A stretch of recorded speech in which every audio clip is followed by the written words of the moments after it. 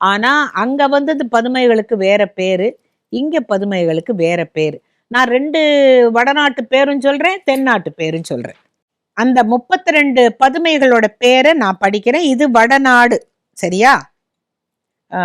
ரத்னமஞ்சரி, சித்திரலேகா, சந்திரலேகா, காமகந்தனா, லீலாவதி, ரவிபாமா, குமுதா, புஷ்பவதி, மதுமதி, பிரபாவதி, திரிலோச்சனா, பத்மாவதி, கீர்த்திமதி, சுனயனா, சந்திரவதி, சத்யவதி, வித்யாவதி, தாராவதி, ரூபரேகா, ஞானவதி, சந்திரஜோதி, அருணஜோதி, தர்மவதி, கருணாவதி, திரிநேத்ரி, மிருகயானி, மலையவதி, வைதேகி, மன்வதி, ஜெயலக்ஷ்மி, கௌசல்யா, ராணி ரூபவதி.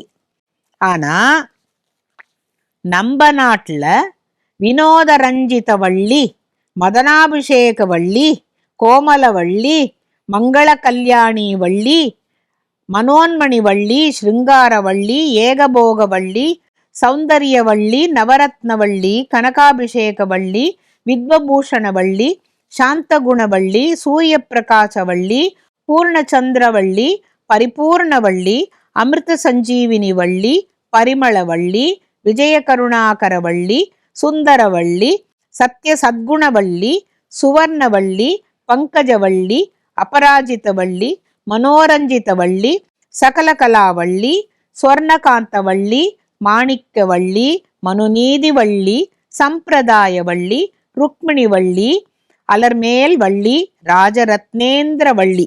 என்ன கேட்ட உடனேயே பேரெல்லாம் நல்லா இருக்கு, ஆனா ஒரு தலை சுத்துது இல்ல?